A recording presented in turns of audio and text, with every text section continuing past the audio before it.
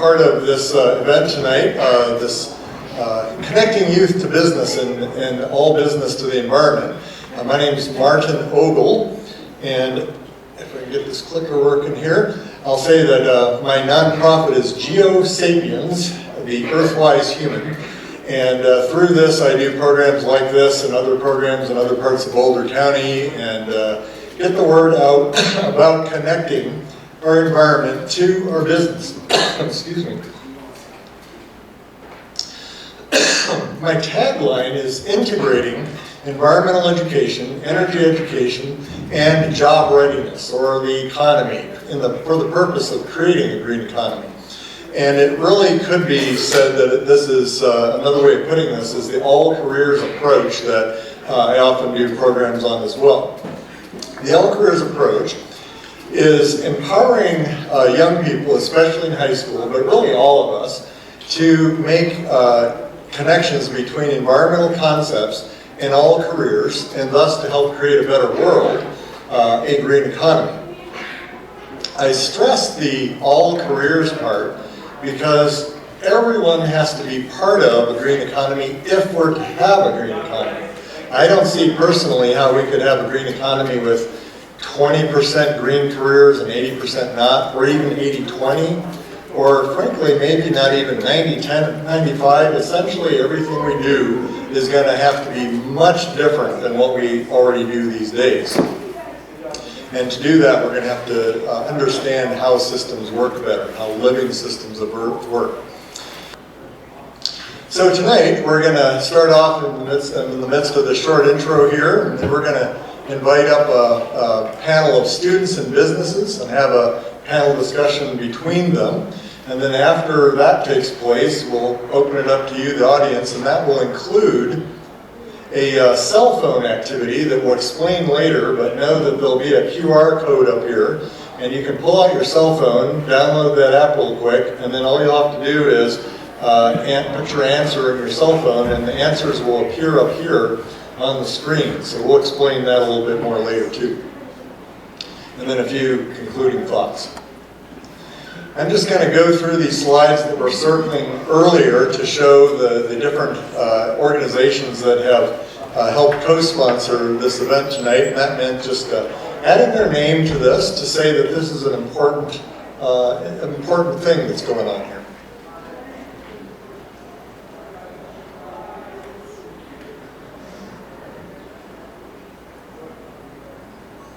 And then a special thanks to the Foundation for Systemic Change, because they helped fund some of these activities. And I did want to thank many of the interns that are here tonight, many that are sitting here in the front, and some of whom you'll hear from later on during the course of the panel discussion as well. Soren Firestein, Taylor Pack, Luisa Carbone, Lexi Stewart, Cora Rose Vernon, Lily Timberlake, Riley Lackey, and Sam Carpenter. Thanks a lot.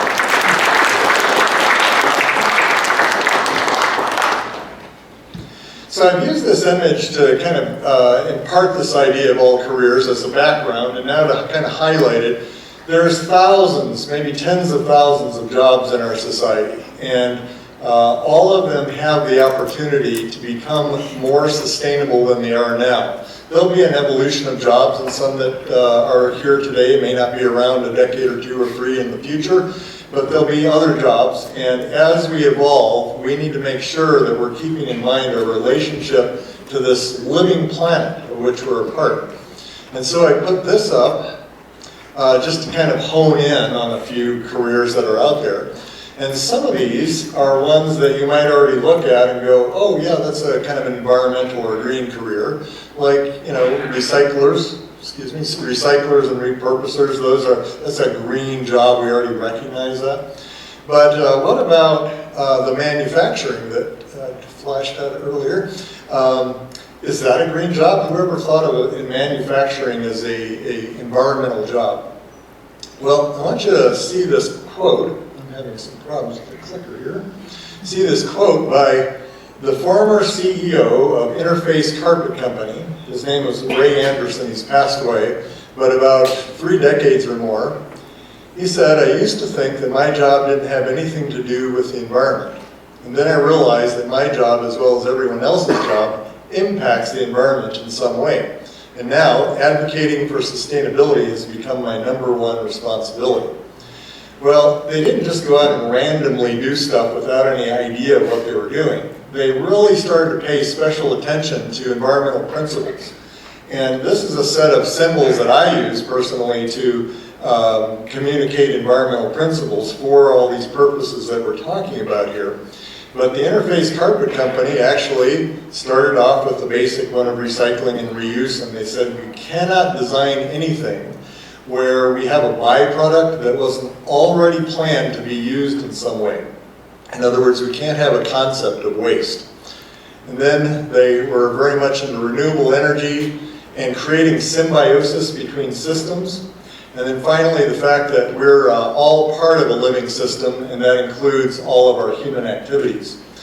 And as they sat down with these things in mind, they quickly came to some early conclusions. They're the ones that started off this carpet tile idea. And you've probably seen them around, where if you mess up one part of the carpet, you don't have to replace the whole thing, you just replace the part that's damaged. But much more important, really, is that they worked with green chemists.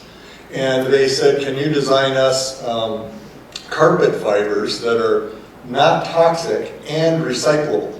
And they did, and that's what Interface Carpet is. And so at the end of the life of an Interface Carpet, you take it back to the company and they make new carpet. You know that still 92% of carpet is landfilled even today. So the problem is that the word's not getting out that this kind of thing is possible. And there's a big hole in our education right now, I think, of considering these basic facts. And then there's the environmental principles like you learn in a high school biology class of the nitrogen cycle. But only past World War II did we become an appreciable part of the nitrogen cycle. And now between fertilizer factories and transportation and all sorts of things, we are over 50% of the nitrogen cycle. And knowing the principles of this allows us to come up with new and better ways of fertilizing our fields that aren't going to require huge amounts of energy and pollute our waterways, etc.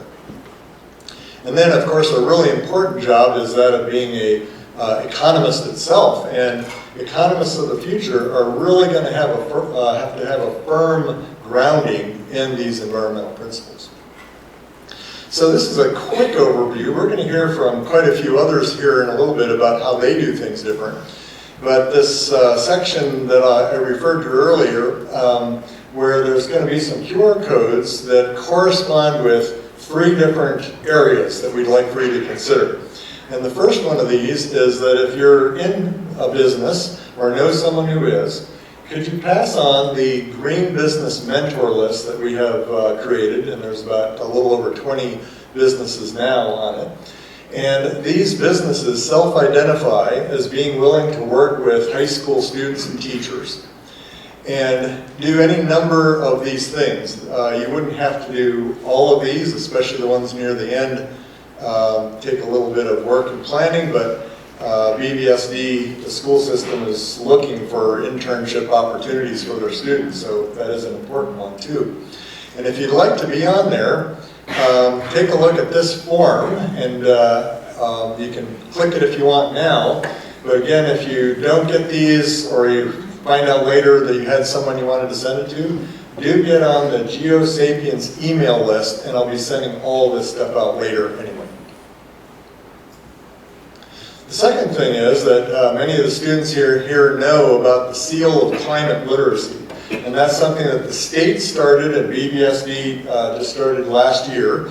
And students can get a seal that accompanies their diploma and says that they have shown an interest in and gotten training and experiences in understanding our climate and the solutions to the problems that we face. And the All Careers approach really does provide some great practical experiences that you students can use to fulfill your requirements.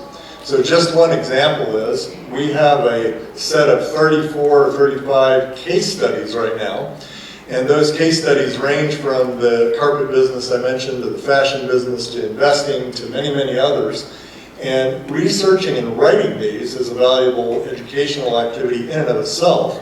And then this is rapidly becoming a pretty robust educational resource for teachers that want to share this with their students. So here's the QR code for the BVSD site for the Seal of Climate Literacy. And again, I'll send this and other things out to you. And then, again, this organization, this is the website QR code there, but I'll flash up another one here, which is how to get on the email list in just a second, and leave that up a little bit longer. Oops. This thing is really big. Okay, so that's the central point from which you can get information sent to you.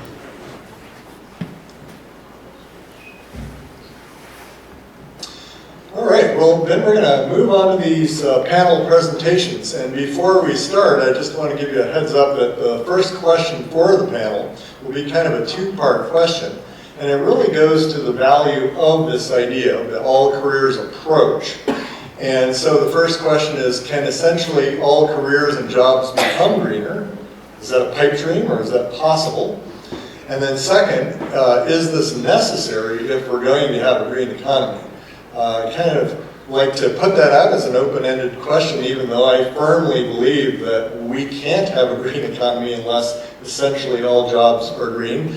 Once we realize that and come to understand that, then I think our approach to education has to change.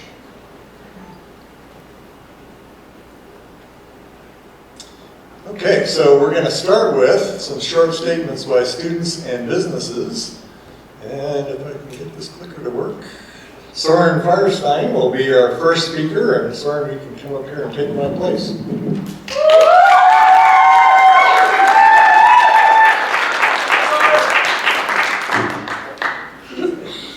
Hello everyone, my name is Soren and I'm a senior at Fairview High School. I've been grateful to have been a part of the All Careers program for the past 5 years and been a youth intern for the past 4. The experience I've got to have working in terms of expanding this incredible program has not only changed my view on sustainability, but the entirety of the workforce as a whole. I remember the first time I was introduced to this program was on a Zoom call in the middle of 2021. I had heard about All Careers through my participation on the Louisville Youth Advisory Board and their contact with Martin Ogle.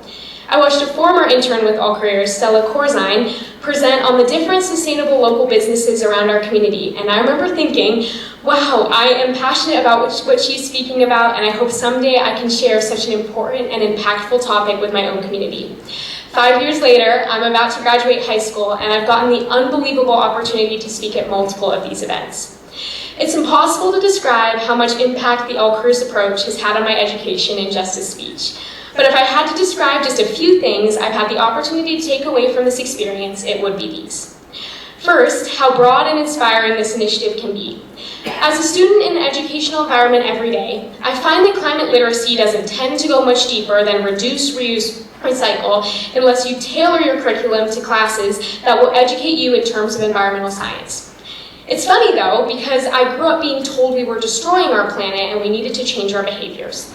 So my question is, why aren't we teaching the next generation how to make their future careers environmentally friendly or considering solutions on a broader scale? Why can't we adjust workplace practices to be sustainable? For warehouses to run on clean energy and for construction and production companies to use biodegradable materials that take less energy and benefit the economic and environmental well-being of our community. All Careers answers those questions for us. It offers a realistic solution that can be easily adopted and manipulated to agree with the environmental standards we should be setting for ourselves. My experience with All Careers has also taught me the importance of networking. Throughout this program, I have developed the skills to connect with others and businesses that have the same advocacy goals as me and learned how to communicate to reach an attainable goal. I've learned how to reach out to leaders in our community and both learn for them and share the importance of a youth perspective. Throughout my experience around teamwork in this program, I learned what I want to study in college, and I wouldn't have the same career goals as I do today without its sustainable influence. Using the resources of All Careers, I've been able to attend multiple workshops that have given me hands-on experience to watch how businesses incorporate sustainability into their practices. When I had the opportunity to attend a field trip to the Alpen Windows warehouse in Louisville, I remember getting to physically see the impact these incredible companies are making, an experience I never would have had without the resources of this initiative. It was inspiring and educational, and the amount of knowledge from just a few hours there made All Careers even more relevant to me than it already was. As I graduate high school, I hope to see this program become a part of our educational system. This program provides future students with an unbelievably valuable opportunity to combine their career and their passion for environmental activism. All Careers teaches us that climate advocacy can become an encompassing part of our life, not just an occasional practice. I do truly believe this program has some of the most encouraging potential for a healthy planet. Finally, I just wanted to say a huge thank you to everyone who helped organize this event, my fellow interns, the incredible businesses representing our sustainable community today, and especially Martin Ogle, who has become one of my most inspiring volunteer mentors over the past 5 years. I am so grateful to have gotten to participate in this program, and I'm so thankful for everyone who got to show up tonight as well. Thank you so much.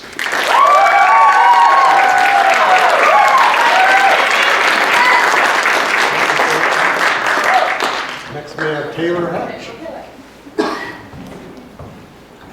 Good evening, everyone, and thank you for being here. My name is Taylor, and I'm a sophomore at Centaurus High School. My journey with All Careers actually started at an event very similar to this one. Last spring, I walked into the room thinking that green careers were limited to environmental science or renewable energy. But after seeing just a few examples, my entire perspective was changed. For example, when I learned that fungus was being used to replace plastics and foam for use in a wide variety of different manufacturing and products, I quickly realized that we can do just about everything differently. From the materials we use to the products we design, we can significantly reduce our energy use and pollution. That one event made such an impact on me that I wanted to be a part of the work happening behind the scenes. Over the summer, I had a chance to intern with Martin, where I helped develop case studies, work with local chambers of commerce, and added businesses to our Green Business Mentor list.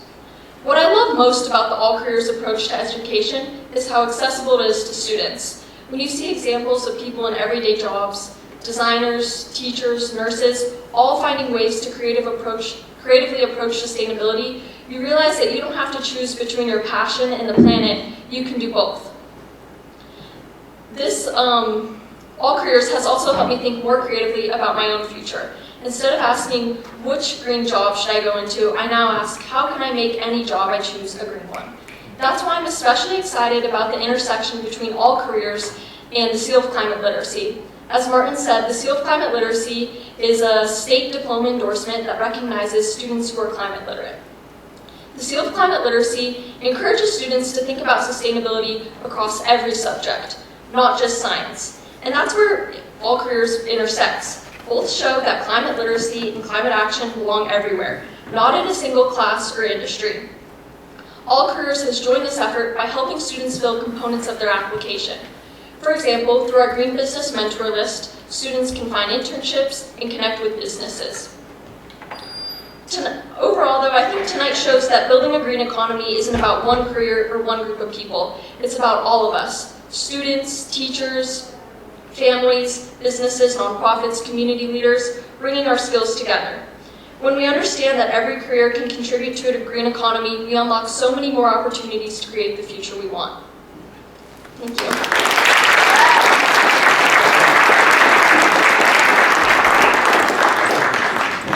Next, Denny Bernard from Fairview High School. Hi everyone, my name is Denny Bernard. I'm a senior from Fairview High School. I appreciate your time today. You've already heard a little bit today about the green economy. You'll probably hear a lot more about it. A world where all of society's economic activity isn't just focused on providing benefits for the members of that society, but also for the environment it exists in. When I first heard about this All Careers idea, I thought it would be wonderful, but I still had a lot of questions about how it could actually work on a practical scale. In the next 3 or 4 minutes, I just want to suggest what a truly green economy would look like from the perspective of a producer and a consumer. By a show of hands, everyone raised their hand if you've purchased something in the last week. Okay, that's just about all of us. And that means we're all consumers. And so we as consumers need to think, how can we act in a way that's more conducive to a green economy? And I believe the answer is by being extremely careful where we choose to spend our time and where we choose to spend our money. You see, I'm not going to sit here and tell you that you need to turn your lights off when you leave a room or turn down your thermostat. According to an article published in Business Insider, this was actually a marketing campaign sponsored by the fossil fuel industry to make consumers feel more responsible for the climate crisis we're all experiencing. Instead, to make our economy green, I want you to do things like spend more money at places like thrift stores and local businesses, and less money at places like Target and Amazon. Additionally, I think you should purchase products that should be repaired instead of spending around $1,800 on a Samsung smart fridge that will now be showing you advertisements when you want to get your milk. And on top of that, I want you to be more intentional about how you spend your precious time and attention. Engage with social media and AI less, and instead spend your time enjoying art with the family and friends you love in the great outdoors. You have the power to vote with your dollar, and I encourage you to do so. But of course, consumers are only one half of our economy. I'm willing to bet that most of you, if not all of you, have or will have some experience in the labor market through jobs and careers. Unfortunately, many people still have the misconception that jobs like being an arborist or installing solar panels are the only ones that can actually benefit our environment. But this just isn't true. Just about every job in the world can be done in a way that's better for our environment. Think, for example, about a natural gas executive spending his money fixing leaky pipelines instead of on advertising, or a lawyer picking up a pro bono environmental case every once in a while. All jobs, including the one that you might have right now, have the power to become green ones. So get creative. Think about the way you can do things in your line of work to benefit our environment. One way that I'm doing this is through something called the Resilient Futures Bond Campaign. It's a student-led movement pushing for the decarbonization and installation of renewable energy systems across BVSD schools. We need your support to get this passed, and we're really looking forward to telling you more about it. And I just have some final thoughts. We don't need to give up our modern lives and all become naturalist hippies to mitigate some of the environmental harm we're causing our planet. I firmly believe that we do have the power to work within the system we currently have in a way that creates this green economy. We just need to be a bit smarter about how we spend and how we work. Thank you.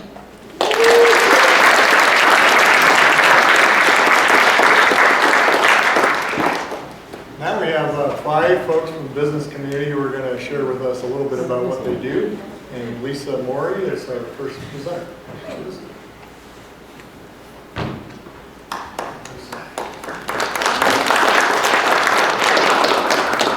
Oh wow, I gotta follow you guys? This is really tough. You guys are awesome speakers. Okay, hello, I'm Lisa Morey. I'm founder of Colorado Earth. I'm a manufacturing facility here in Brighton, in which we make compressed earth blocks. Basically like a machine-made adobe. It's a little temperamental, you have to... I see that, okay. Recently rebranded to Novaterra, but we are making the next generation of building blocks. So, as you all probably experienced, on December 31st, 2021, we experienced the Marshall Fire. Over 1,000 homes were lost. One home became fuel for the next. And these families lost their homes within a matter of just, less than 2 hours. I received a phone call from a father who was trapped in his home with 2 children. And he described the experience as smoke pouring through the walls and how quickly things became alit in a very dangerous situation for him. Fortunately, we did rebuild his home out of the eco blocks, and today he feels a lot more sense of peace and security with these materials. That's temperamental.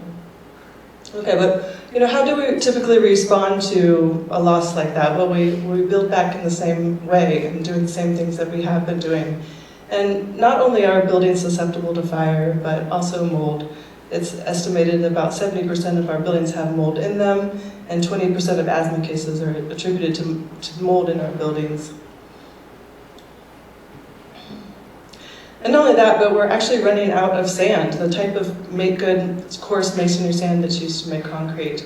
In fact, the tallest building in Dubai was partially built with sand shipped from Australia.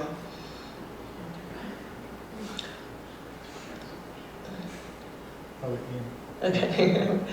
Okay.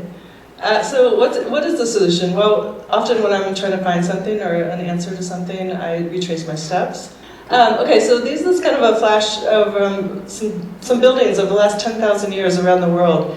And what they all have in common is that they're all made of earth. So the next slide shows what I mean when we're talking about earth. And this is where clay is the primary binder. So it's a mix of sand and clay, and often aggregates and silts are in there. And this is a waste product from many quarries. I actually acquired this material from a quarry here in Golden. So when we think about in terms of fire devastation, you know, we're maybe familiar with images like this, where the masonry chimney is the last thing standing, or the next image that shows actually a masonry home that survived a fire in California. But again, where will we find these building materials that can sustain our buildings safer and better? And as I mentioned, it is in our quarries. The next slide shows a quarry in California. It's estimated that 40% of what they mine or pull out of the earth is considered a waste product to them. So material that they basically have to move around and put in different places until the quarry reaches its end of life. So our solution is an eco-block, and here in Colorado we're building a double wall with an insulation cavity. It's giving a both fire resistance nature to both sides of the wall, and of course insulation is helping retain the heat that's generated and the thermal mass working together.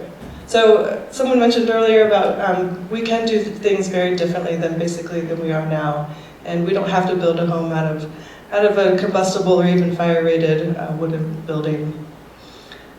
And next slide.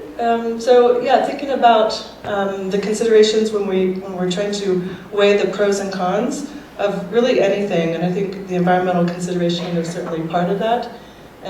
But also as consumers, we have to think about our trade-offs. You know, what kind of impact is that going to make? And again, more future thinking in the long term. How is this going to impact not just my living, but also future generations? We have gotten some publicity, especially from the Marshall Fire, and just the work that we're doing to address sustainability in the construction zone. Last slide is one of the last ones I'll lead you. It's about 40, a few years ago, the Smithsonian published an article about 40 things you need to know in the next 40 years. And the first thing on that list was that sophisticated buildings will be made of mud. So I think it's a nice nod in the direction that the world is changing and can in many ways should change. So I think that is all I have for you. Thank you so much.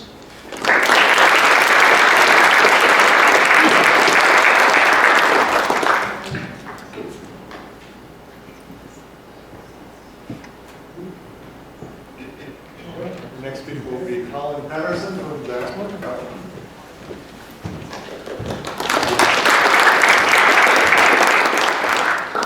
Hey everyone, my name is Colin. I'm with Jack's Mercantile in Lafayette, Colorado.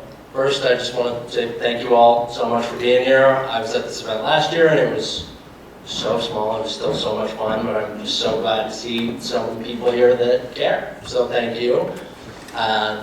I am the Sustainability Manager for Jack's Outdoor Gear and Jack's Farm and Ranch in Lafayette.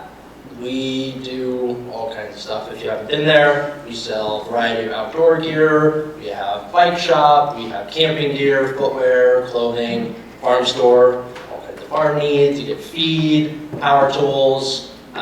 So it's a large operation. We're spread across a lot of kind of smaller industries. And I really think this event has been kind of representative of my journey with the company. I started at Jack's when I was 17 in high school, part-time sales job, just selling shoes. Came up here for school at CU. I graduated with a business degree, emphasis on sustainability. I was just, a regular low-level employee. But I think One of the biggest things that is important for young people, or really anyone in business, especially if you're trying to make your job more sustainable, is being able to advocate for that. You know, we didn't really have a sustainability team or department when I started. I just went to my boss and said, hey, I think this is something that we should be doing. And he said, yeah, great, go for it. So it's really just the little things that you do to, you know, kind of push your superiors or the people around you to be more sustainable. I think that's super, super important. So, yeah, thank you. We do all kinds of recycling, so if you need to get rid of your propane cans, bike tires, bike tubes, or batteries, anything you need to recycle, bring it in. If we don't recycle it already, I'll figure out a way to make it happen. So, thank you all for being here.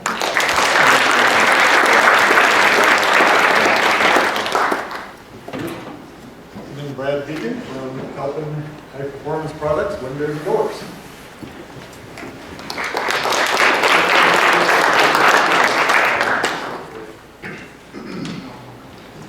I am so impressed by the incredibly articulate students. I remember when I was your age, I was not that articulate than our fellow presenters. My name is Brad Began. I'm the chairman of Helping High Performance Products.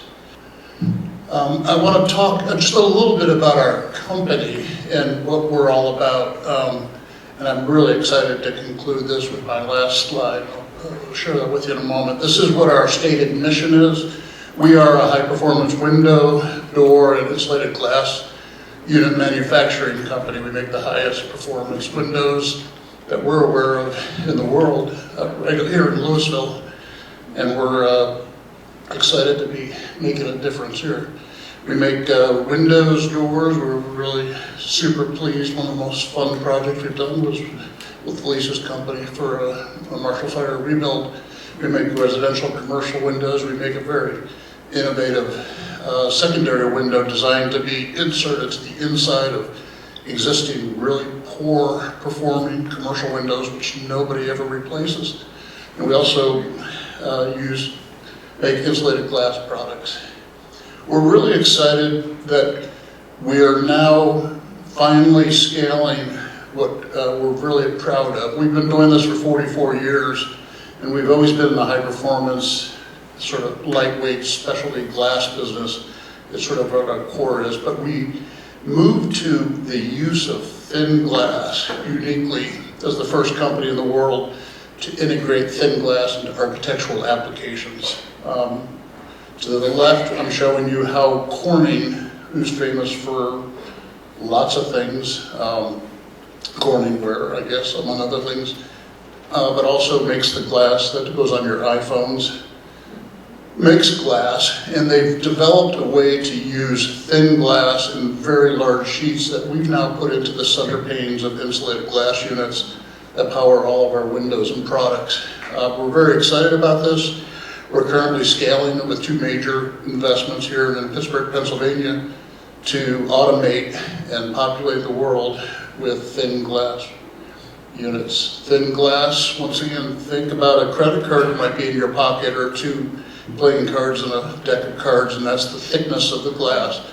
We can now get it in very large sheets, but it's an innovative use of building materials to reduce embodied carbon. It takes about 20% of the energy to make a square foot of thin glass as it does traditional glass thicknesses that are used in triple panes. They can fit into any window anywhere in the world and make it lightweight, immediately usable. And it's big. This is what has happened as a result, not of your iPhones, but flat screen TVs over the last decade to 15 years. It's caused the entire commercial glass industry to make larger and larger sheets of glass, which we recognized about 6 years ago was now large enough to use effectively in architectural applications. So we began making it into windows. We're getting 80 square foot pieces of glass. We're cutting it. We invite anybody to come up and tour our facility in Louisville, where we've just recently installed some of the state-of-the-art equipment. But you have to measure your results. How do you know if you're making an impact? We're a 44-year-old company, but we started doing this in 2019, where every 3 months we update this chart to show the amount of energy saved by each window we've sold compared to a building code minimum window sold in that state. I look at this and we try to translate it into the amount of energy saved. My eyes immediately only go to one statistic on here, and it's the number of days that we've effectively enabled the shutdown of a coal-fired power plant. We're up to just shy of a week. We'll get there soon. We're going fast enough. But we like to think we are making a difference. This is where I want to come full circle. My daughter and son, who I both invited here, but both are working, which is good. Dad thinks that's good. I've had a nonstop conversation. They're 23 and 21, respectively. They both went to Boulder High School. And they both have had a very serious conversation with me for many, many years about essentially this conversation of what my generation has done with the planet. And it's been a true story. I understand it, but I've constantly said, you can make a difference in your daily decisions just as we are.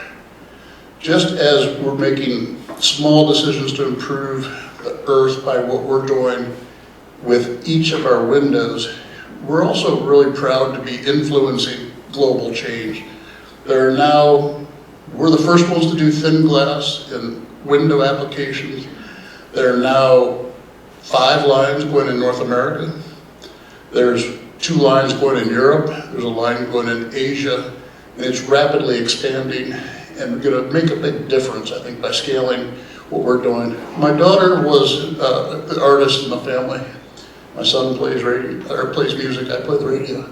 She's the art major, but she did this as a competition for her in her senior year at Boulder High School, and was selected to be shown on Pearl Street in the poster. And this has always been deeply emotional for me. It was her being upset about what our generation has done with the planet, but to me is the foundation of the one message I would pass back to all the youth, that I pass back to them when we have this conversation. That is, it's your future and your individual decisions that make all the difference in the world. So make your individual voices heard, but influence as many of others as you can, because we all make a difference. That might be it, I hope. And to the educators, Martin, and your colleagues that really set a role model for helping touch and make a difference with all the individuals, just as you're all probably familiar with the starfish story. Thank you for what you're doing to make a difference, because it's really, really important with students that today are making fundamental decisions about what their futures are about, that are beginning to understand the influence that they have on their surroundings and others. Thank you.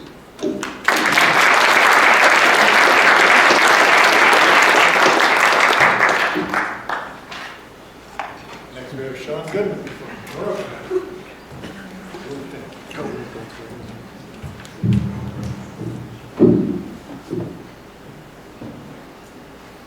Can't crook my neck and do that thing, so I'm going to just try not to let technology get in the way here. But can we just give it up, young people, and give it up for these young people? Because this is amazing. The speakers, I'm blown away by your ability to stand up here and the presence and your tone and your ability to convey such an important message. I'm also just thrilled about all the people I see in the audience. From all walks of life, multi-generational, who are here because we all believe in the greening of our planet and the greening of ourselves. So I work at Naropa University. I'm the director of mission culture and inclusive community, as well as, I have probably the longest title in the world, I'm also the director of the Joanna Macy Center for Resilience and Regeneration. And it is my true honor to be here at the Boulder Public Library to share what we do just down the road here at Naropa and what we do really all throughout the world, because our programs are both in person and online. And I'm working behind the scenes every day to make sure that our mission is delivered in a way that puts people and planet first. And so, how many people know about Naropa University or something? Maybe just show, yep, okay, that's good. We're in a good place. So, taken right out of Naropa's mission, vision, and values, we call this our community compass. Naropa envisions an interconnected global community that embodies an everlasting commitment to personal actions, interpersonal relations, and vocations that promote individual, social, and ecological liberation and well-being. So it's right there in our mission. It's a big thing that we have to make sure we're actually carrying out in all of our programs and all of our classes. This one and that one. This is what I was worried about. Okay. Oh, that's the right one. There we go. So, a big part of what we're trying to talk about here is the greening of the self. And so, as a product, and I'm really thrilled to be here with all these business leaders, scientists, and merchants, and all the ways in which people show up in our economy, but education and what we do to change the transformation of ourselves, our minds, our soul, that's a big part of what we do at Naropa. And we believe that this greening of the self depends on ecological and social justice frameworks. And so we kind of consider this a form of contemplative innovation. And what I mean by that is it's a form of mindfulness where we actually take power over the messages that we're receiving in our world and in the ways that we show up, and the decisions we make, and the choices where we choose to put ourselves, and the way that we honor ourselves and the relationships we're in. And so we talk about ecological and social not as separate, but as the same, because we are actually nature. I think it's really common that we have come to see ourselves as somewhat, in this human experience, as separate or better than nature. But that's the thing that's gone wrong. If we can remember that we are nature and get back in touch, and I don't mean in this hippie sense, but I do appreciate that call out. Well, so at Naropa we believe in contemplative education, which in other words is a form of mindfulness practice where we meditate and we sit on the pillow and we look at our mind and we gain a sense of awareness with the world. And so then we go from that stage to really looking at our values and making sure that our values are embedded in all our programs and departments across our academic operations and studies, so that we can empower future and present generations to build a more resilient world that truly works for all. So we're urging individuals to commit to climate action while acknowledging also the reality of climate grief. These are some of the ways in which we carry these things out through our curriculum: integrative climate solutions, environmental studies, eco-psych classes, deep ecology, permaculture design, nature-based counseling. The number one thing that we do at Naropa University is our psychology programs. No surprise given what I've already started talking about. But working with mental health and working on ways in which we can transform ourselves and transform our minds. Of course, we do some of the other things that a lot of businesses do in terms of zero waste, green building, but we really promote regenerative design. In fact, we hardly use the term sustainability anymore. We talk about regeneration, because regeneration is about putting life first. That's the definition of regeneration, to make decisions that are based on putting life first. So, of course, we do a lot of advocacy, and we have programs in political science, social justice, and restorative dialogues. We offer workshops to help people really face the climate grief that we're in. But I want to give you a little more example of what we're doing to help turn the tide, and we call this the ecosystem mapping for the Great Turning. So when we talk about the mapping, what you're seeing here are these 4 concentric circles, and these are places in which we can start to identify, and young people really, I'm trying to help you see that you don't have to do anything that's already been done. you can write a whole new story for yourself.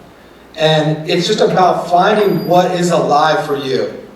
So it's actually finding the joy and then trying to figure out where that fits kind of in this map. So when we talk about nurturing life, or shifts in consciousness, holding actions, or life-sustaining systems, these are all places where you might think to identify the type of work that you want to do. I would just like to emphasize the point that your role as a young person is to think of a future and your role in the future, and knowing that it's dependent on all of us creating change. It's not just dependent on you taking it all on yourself, because if you start doing too much and you start going, oh my God, hunger and homelessness and pollution, and you can get really caught up in it all and thinking that I have to make it all happen. It's a short life, and if I don't do it all, who will? That kind of thinking perpetuates business as usual. It'll spin you out. You'll get disenfranchised and feeling like you just have no energy to keep showing up. So what you want to do is you want to find your joy. So find your joy, find your area of passion, and that way you will help fix the problem that we're in. I'd also like to encourage folks to get out their phones and follow this QR code. You can see what we're up to at the Joanna Macy Center. We offer workshops in resiliency and climate action, and we would love to just stay in touch with you. And just thank you again, Martin, for trusting us and inviting us here today, and everybody else for showing up. I appreciate you so much.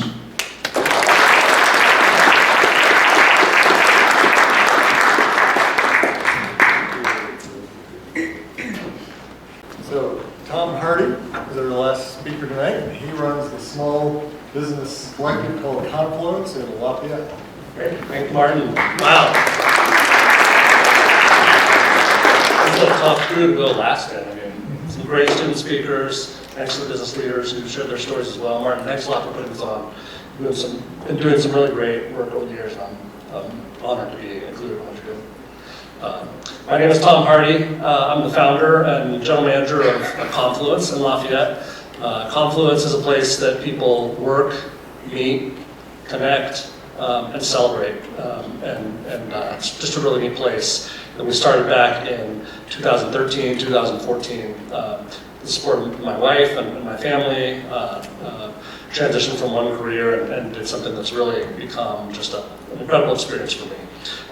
What is it? It's initially a co-working space. We have private offices, we have conference rooms to rent, and then we have an event space that's very flexible. We can use it for all kinds of things. So we have people use it for wedding celebrations, receptions, graduation parties, live music, birthday parties. Just an incredible place. And so calling it Confluence, really, we didn't even realize at the time how appropriate that was going to be, but it really has been. We currently have about 60 members who have a monthly engagement with us, which could be a private office or just a co-working desk.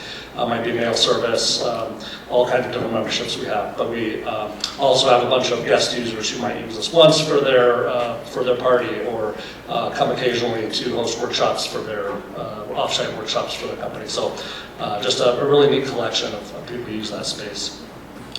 Just a little bit about me. I grew up in Colorado in a family that spent a lot of time outdoors, hiking, biking, fishing, bird hunting, camping, and so I was really fortunate to be, raised by adults who valued the environment, set a good example, lived modestly, and really, again, showed me the value of good stewardship of our land and our air resources. I went to school here in Boulder, CU, got my undergrad in anthropology of all things. Never thought I was going to be an anthropologist, but like some of you maybe, some of you maybe not, didn't know what I was going to do, and it was just kind of the beginning of a really neat path for me. So I got my undergrad in school, and my first career was in tech. So I worked for a company that translated computer software, websites, user manuals, all kinds of content for big companies like Hewlett-Packard and Dell and Microsoft and Apple and HP, from English to tons of different languages, so that those companies could market and sell their products around the world. So an incredible career experience. Met a lot of really interesting people.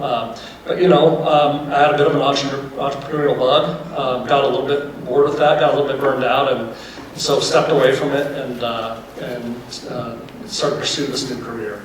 And what I realized in that, when you start your own business, is that you get to make a lot of decisions, and you get to make all the decisions. You're the boss. Sometimes that's a tough thing, a hard thing, but it can be a really neat opportunity to make decisions that align with your values and set a good example for other people. So when we started Confluence in 750 square feet, which if you can picture it is probably about the size of this stage, real small space. We started in a space that small and eventually grew and moved to another space that's 10x that size, where we now have all kinds of, as I described, resources. But I got to make the decisions about how we ran that facility on a day-to-day basis, how we used energy, how we did those kinds of things in a positive way. And so right away, some of the small things we did were, setting up recycling service, which at that time was not required in the city of Lafayette. With support of some different programs in the area, we upgraded all of our inefficient lighting from, inefficient fluorescent bulbs to high efficiency LEDs. So our energy bills went down, our energy usage went down. We fortified the building envelope, which is to say that we insulated around the windows and the bottom of the doors in this old building that we were leasing space in. And what that meant for David, one of my early members, was that he didn't have to wear fingerless gloves and a beanie while he was working at his desk anymore. But what that meant for everybody was that we were keeping the cold air out and the warm air in and using less energy again and doing the right thing that way. So that was kind of how we got our start, and realized that our members and the people who were coming to us really valued those kinds of things and appreciated it. And so as we were ready to grow and move to a different space, we really outgrew that space quickly. We looked for a space that would be a good fit, and just found the perfect space down the street. Found a building that had a huge rooftop solar array on it. Also had a small wind turbine to generate some energy. I think it generates more interest than energy, but are really visible things that we could do to show that we were, bring our values into our business. Shortly after we were there, we installed EV charging, which was fairly new in the area at that time. We were one of the first EV chargers in Lafayette for public use and for our members' use. And when it came to adding new cooling to our space in an area that wasn't previously cooled, we installed a heat pump, which I don't know how much some of you all know about heat pumps. They heat and they cool, they do it all. You don't need an air conditioner and heater at the same time. And they do it with electricity, so we're not burning natural gas to heat and cool that area of our building. So we made these decisions along the way because it just felt like the right thing to do and felt good to me. But also, what I came to realize as a business person was it was really important to our customers, our members, and they appreciated what we were doing, and they learned from what we were doing, and it attracted more like-minded people to what we were doing. It's just been great for our brand and our business. So really exciting that way.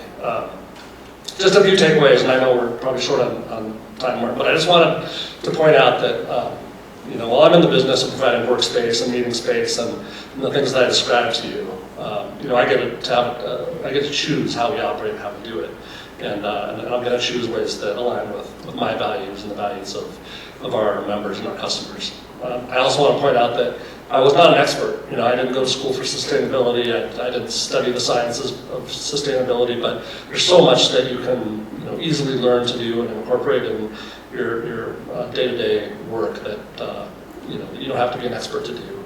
And finally, I think it was Colin from Jax is a perfect example. You don't have to own your own business to do this. You can be an employee of somebody else's business. You can have an influence in your school, in your dorm room, in so many ways. So you don't have to own your own business to do this. But it just, it's really important that if you continue to live your values, that it's so important for the building that we're in common. So again, thanks to Martin, thanks to everyone.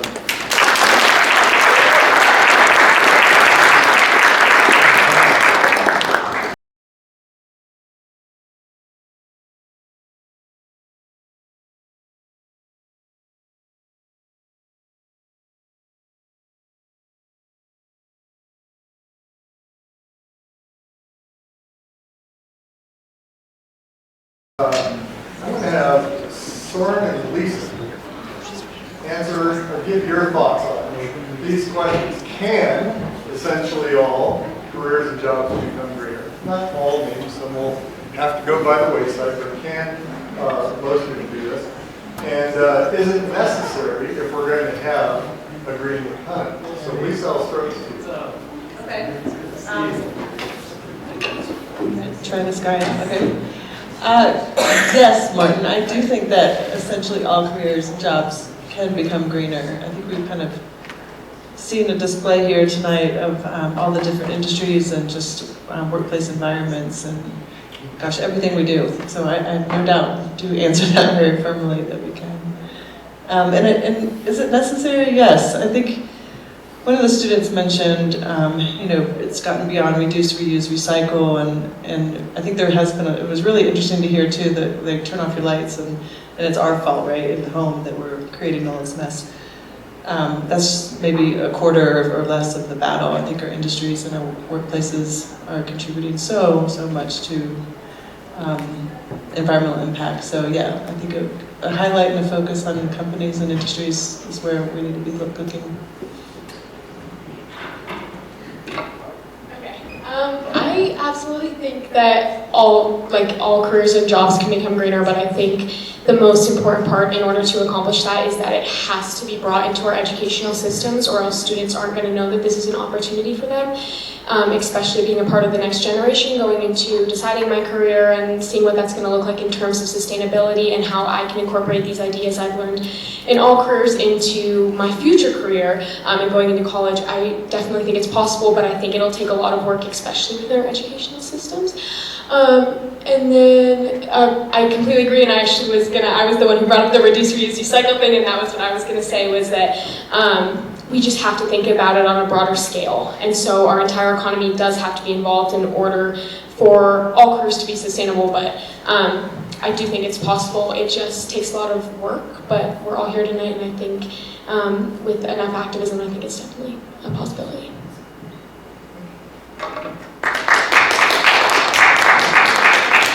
Yeah, I'd first like for one of the students to just think of a question that you'd like to ask one of the businesses that are here. It can be about anything, really. It can be about their specific job, what they do and why and how, or it can be how you got to the realization that that's what you want to do, whatever you'd like to ask. So who would like to start with a question? This is one that Soren prepared. Do you think the perspective that your local business enforces on sustainability could be brought into our educational system, and how?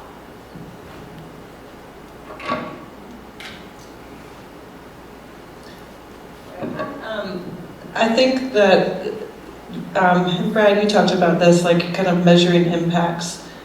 I think that there are a lot of tools out there. In the manufacturing realm, it's about a life cycle assessment. It's looking at how much energy does it take to make something. And we call this embodied carbon, and it has usually different segments, cradle to gate, cradle to grave. So I think understanding, yes, there's this kind of psychology or aspirational thought around sustainability, but the how and what moves the needle, and understanding how to measure that. So I think those type of educational tools should be used or taught in school. I would comment in furtherance. Martin, you brought out that group of bright-eyed, bushy-tailed students, some of whom are here today. We all learn differently. Some of us learn by reading, by being spoken to. I'm a visual learner. That's sort of how at my age, I finally figured it out. And I think that's a way that business can help support education. I had so much fun just showing people around and telling them what we do. And I think hopefully those visual stimulations and the ability to make connections of what we do every day to maybe what people don't traditionally think of as a green-oriented business or a sustainable business make a difference. And I think that's something that I hope we can do more and more of. So thank you very much.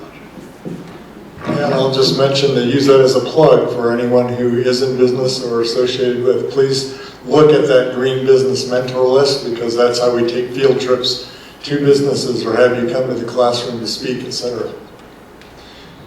Yeah, go ahead. I just want to add to this because I am an educator, and before working in higher ed, did teach K-12, and so it's important to me. And I think that from a curriculum standpoint, you could encourage your teachers to address climate as a class.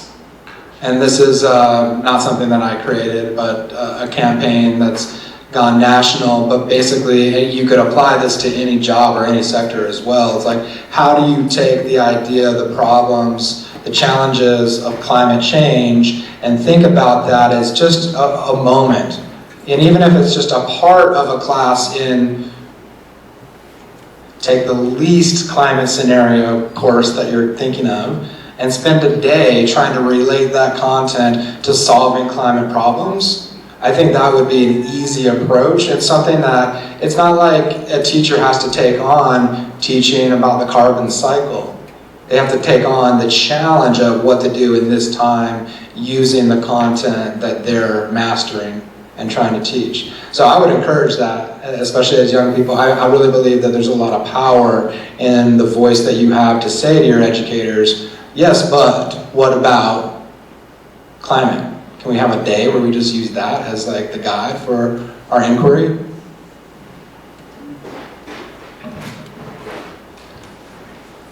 Others can answer, but also the next step will be for one of you business representatives to ask a question of the students. Can one or each of you tell me what's been the most impactful experience you've had in the classroom or in a learning environment? Maybe it wasn't the classroom, because that's not always maybe the place you have your most impactful learning experiences, but I'd love to hear in the context of this conversation what's been meaningful to you.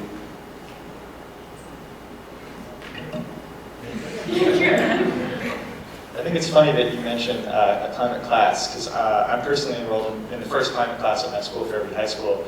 It's its own separate thing, and we spent a lot of time in that class talking about the climate, but there's also a lot of dedicated time set up for us to mentor and work with people like Martin and do things like this. And that has been the first time I've been in a class where we've been basically told, okay, you're learning this in the classroom, but now you have to go out and actually do it in the world, and that's a huge part of the class. And that's had a huge impact on my learning and development as being a civically engaged, climate-focused person.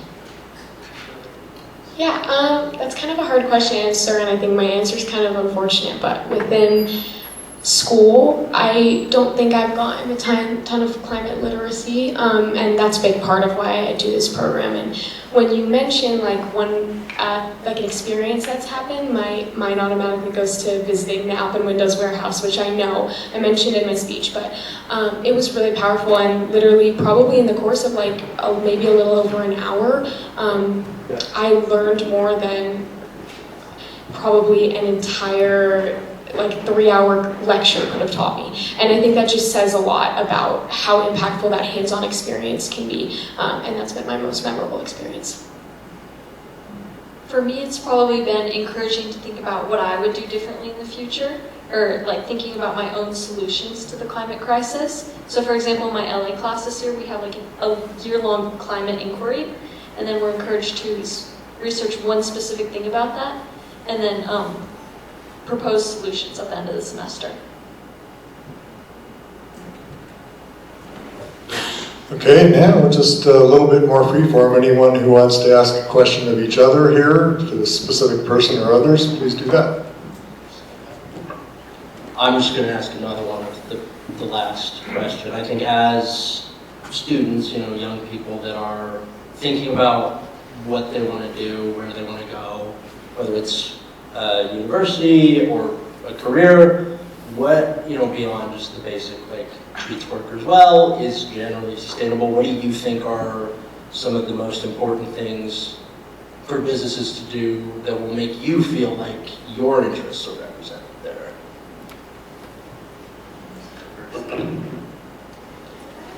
It's a big one.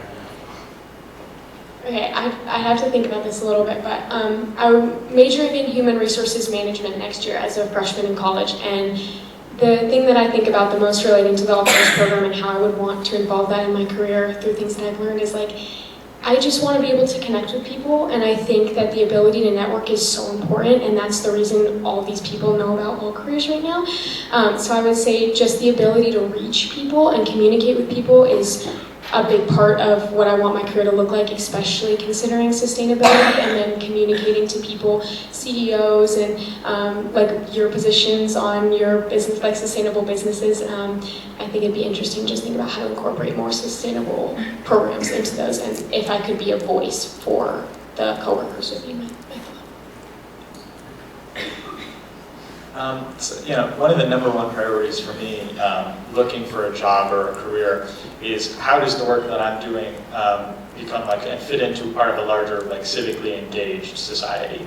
Because I think that something that's really important for me is companies like all of you guys who are willing to show up to these events and talk about what's important and what's valuable to you, not just from a company perspective, but just from like, if you're doing a job, you should be doing it not just to make money, but also to better the society we should exist in. Something I noticed across all of yours is that sustainability is part of your mission, and I think that's really important in the future for companies, just making sure that's a part of their work as they go forward, integrating it in everything they do. I got to ask this to the youngsters here. I came from a different generation. When I was growing up, when us kids, we were in trouble all the time, my mom used to sit us down, and I'm sure it was 5 minutes of lecturing, but it always ended with the same theme. You create your own reality, you create your own reality. We would just sit there, and she would go away and say, I wish you would just hit us. Please, just hit us. I hated that lecture. But I realized it sunk in. And when I talk to my own kids, we have this conversation where there's recrimination about, I can't believe you've done this to the earth, and how did you do this to us? We have to live here, blah, blah, blah. And I keep saying, but you create your own reality. You can make a difference. Does that resonate, or is it a generation of really kind of, I know you're making a difference in your life choices, but is that the way that youth feels about the hand they've been dealt, as it were? Just curious.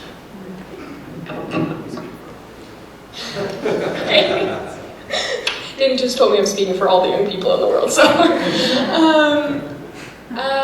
So my thought on that, and this might also be a reflection of how I was raised, is that you, especially the people standing up here today, are our role models. And so to see the work that you guys have been doing is not only inspiring to us, but is a big part of our motivation for doing the things that we're doing today. So I wouldn't say that there's any resentment surrounding what past generations have looked like, because there's also been less knowledge. Like, we know more today, and science and technology is more advanced today than it has been in the past. And it's possible to work on where we're at in the terms of climate change. We're not at a wall right now. There are solutions. And so I think just a good thing to think about is like, we're all looking up to you guys, and the stuff that you've done is so incredible. And we all hope to be as impactful as you guys can be in terms of sustainability at some day. So it's just a good thing to think about. Woohoo!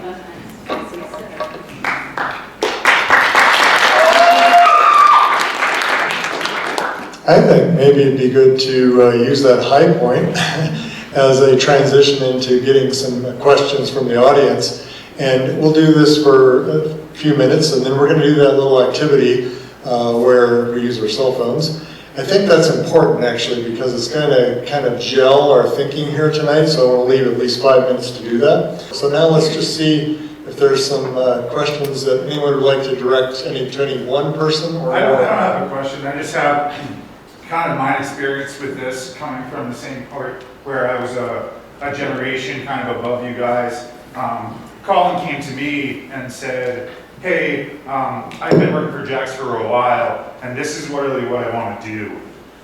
He came to me and said, I want to be the green team leader for Jax, and I want to make a difference in our stores. So what he's done for me, just as a personal, as his manager, as a store employee, is he's really taken a lead.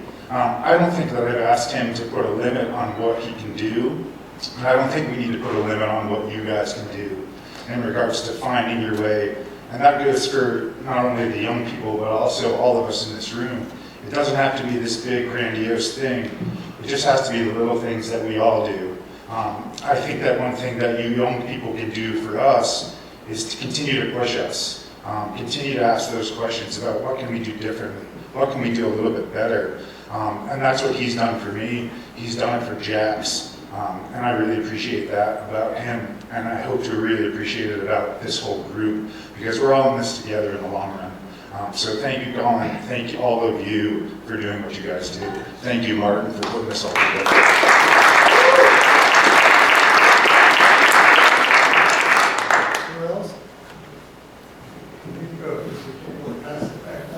This is a question for the younger folks. So you're heading out to start engaging, finding what possible connections you might be able to make in society and the economy, and that's both exciting and kind of confusing, and I remember what that was like, or it's still kind of is what it's like. And so what do you think that you're going to do when you see a job that you think is going to take you in the direction that is going to fulfill some of these wonderful ideals that you have, and it turns out that it's not? That maybe you got a couple things, but like 9 out of 10 aren't right. What do you do? What are you going to do? I think you have to keep pushing for what you want. If you're in a position to do so, talk to the people who are above you, get help from other people around you, but I think just remember what's important to you and find people around you that agree.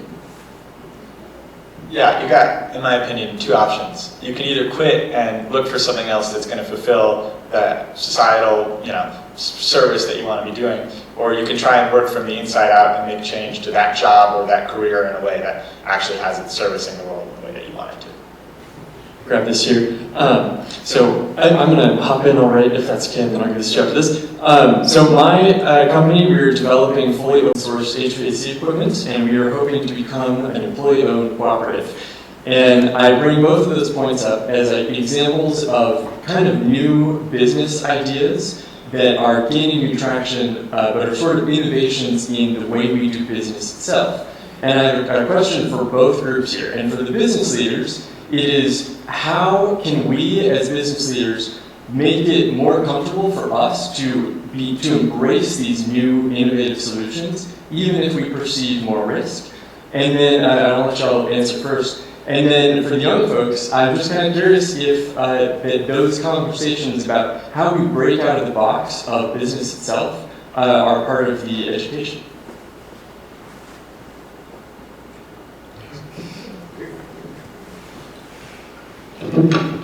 I'll jump in and make just a quick comment. That's pretty cool. I actually would love to know what open source HVAC system is, so thank you. Not a problem here. Okay, well, the reality of getting out there and doing new things in a world in which this is the way we've always done things, and I don't really feel like learning new things, is very hard and challenging, but you have to just keep at it and keep showing up and find your kind of tribe of people who are going to kind of carry you through forward, whether that be actual projects and validations and pilots and whatnot. But just keep showing up, keep advocating, keep refining. This is like the 180th pitch deck I've put together. So, it's just keep challenging yourself on convincing yourself in a way, and listening to the critiques out there.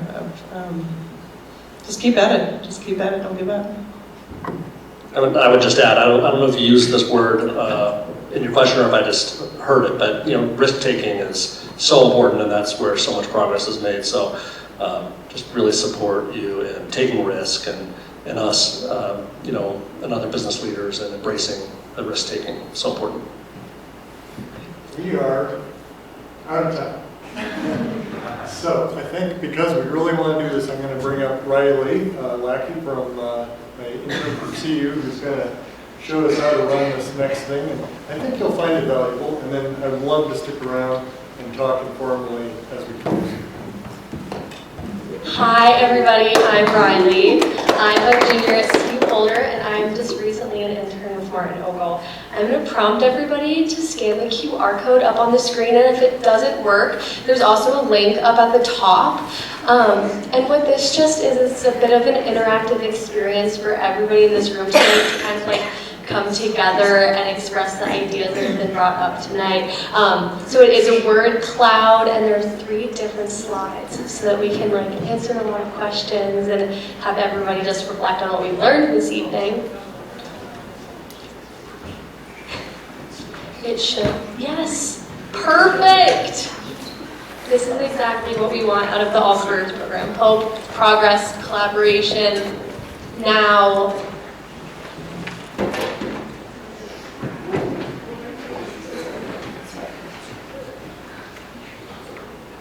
And if the QR code is too far, you're welcome to come up to the front to get a better look. Yes. Go to the other side, please. Thank you. Yeah, just another question. So with the All Careers program and all the different businesses tonight, we're just curious, how many businesses did we all know before learning about the All Careers program and the GeoSapiens program and the interns here? Do we really know other businesses, other than what we've heard of tonight, that are using their work in sustainable ways?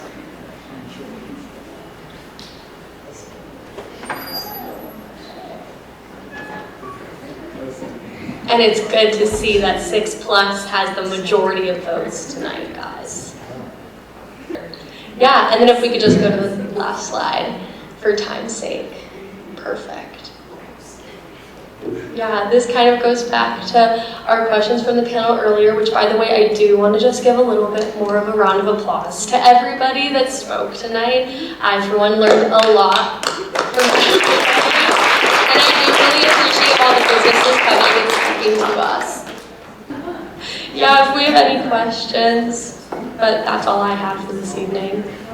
Yay!